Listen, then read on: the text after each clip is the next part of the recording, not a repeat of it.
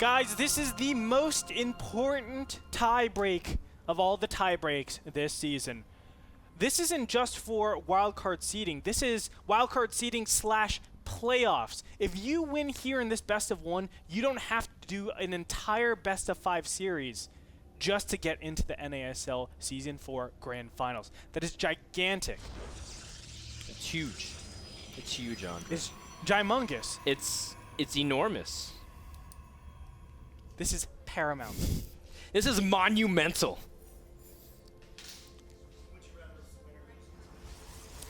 Andre, do you have a prediction of this match? Because you're talking about the gravity of this matchup.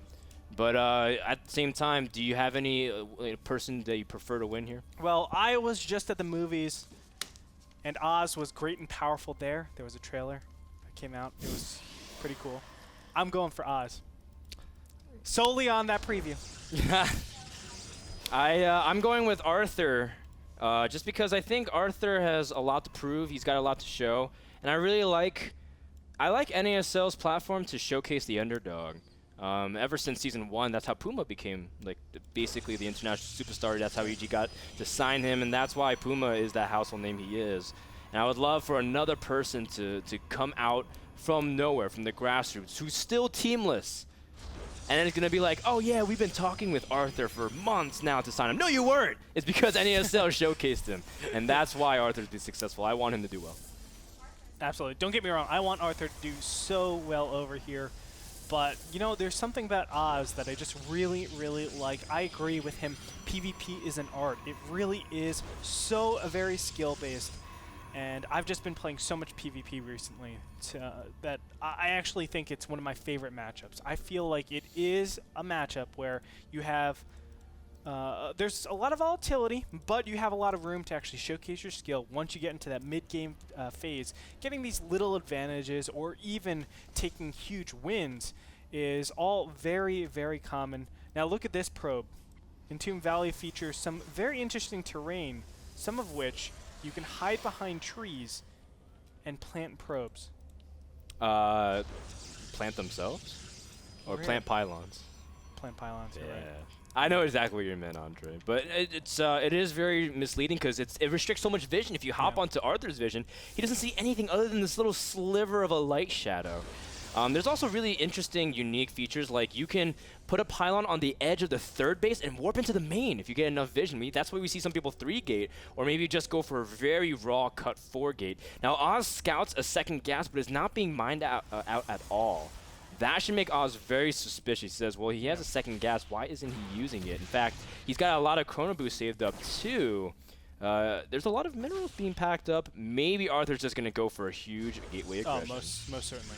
He's planning on this. I mean, when you have that probe in that bottom right-hand position, as it is, that is just invaluable position. It's so hard to defend if you are going for anything tech-related. Now, thankfully for Oz, he is going 3 gates, so that might be able to actually stop this, but it's still very difficult. I mean, the theory about having these 2 stalkers on the map is to really stop those probes from being able to plant those pylons, but of course the pylon's going to go up in the perfect position.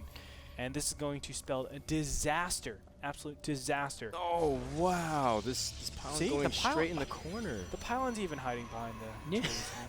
This is absolutely insane. I can't believe how much vision has been restricted because of it. It's actually funny because the pylon I don't think can even warp in unless the probes really they're getting vision for because of how much shadows casted onto it. Oz sees the 2 stalkers and 1 zealot. That shows high aggression. The stalkers are warping in also from behind. Oz is moving down his ramp. He's not going to reveal this. He's going to wait until he has all of his units warped in fully. And here it goes. He can actually warp in sentries and probably stop all of this from happening. But no. Oh my goodness. What if he did that? Back up. And it looks like Oz is going to try to put on a little pressure. This is actually really scary for him, obviously, because we know 4 stalkers are starting up on these gateways. Now he's going to warp in zealots and stalkers in the back. This is really, really bad for Oz.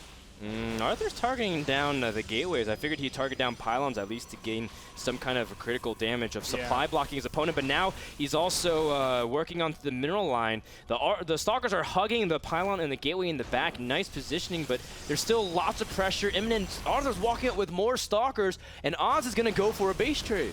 Yeah, I agree with this position. Oz is actually going for that base trade, as you said. He just needs to congregate all of his units together, but that's going to be something so hard to do. Look at this, actually trapping all the Stalkers in the back corner over here with Zealots and his Stalkers. He's not going to let that happen, and Oz, therefore, is going to be only having 4 Stalkers and 2 Sentries to his name. Yeah, now Oz is going to try to work onto the pylons and just basically restrict Arthur from being able to do anything, but Arthur can still warp in. Now Oz does warp in a couple sentries. He's gonna, well, he can't really make anything with this probe, so this pylon is all he's got. Oh, he used the sentry to also lock down the probes, making sure they can't escape. And Arthur, he's got 4 probes. He's got 1 probe left, but actually he has enough to make a Nexus too. I think this position from Arthur is really, really, really solid. I do, but potentially what we could have is just a straight up tie. Like, neither of these players. Oh, never mind. Can he just expand? And yeah, he can. He has 450. Yeah. He's got enough to make a Nexus, and Oz, well, he realizes he can't really make anything. He's got to save something, and that's gonna queue up Arthur to just expand back into his opponent's main.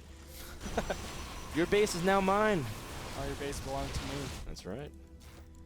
And it's going to be very difficult to actually engage against this. 4 Stalkers and 3 Sentries, excuse me. He should have 4 Sentries, but it's trying to eliminate his base. That's going to be the slowest elimination ever. How are you going to do this? He's got 9 Stalkers. Yeah. He over doubled the amount that his opponent has. Frodan, it's impossible from here. It's really tough. I don't think Oz can't even really get vision up here. No, once he gets vision, he loses a unit immediately. Guardian Shield? Maybe magical force fields? No, I can't really do anything in this scenario, They're not man. that good. No, force fields are pretty good. But even Mario can't really make quite a post about this one. GG is called, and Arthur takes the tiebreaker on Entombed Valley. Straight up 4-gate. I mean, that probe being in the top right-hand corner of the base really did it. I mean, I hate to say it's just that, but it really was. Once you get that pylon in there and your opponent isn't going like a defensive 4-gate, you're pretty much dead. Yep. You can't come back from that. Well, that advances Arthur onto the playoffs. Yes. So we get number 8 seed. Oz will move in as the number 1 wildcard seeds, which what does that mean? That he'll play Naniwa? He faces off against Naniwa, and then the winner of that will actually face off again against Arthur. So it could be revenge time for Oz. He could actually match up against him again. Game number 1 and the only game was brought to you by Audible. Download a bestseller. Go to nasl.tv/p/audible for a limited time special offer. When we come back, our last tiebreaker: Ryong versus Puma, Terran versus Terran. If you say there's not enough Terrans in tournaments, well, now you get 2. We'll be back right after this. Don't go anywhere.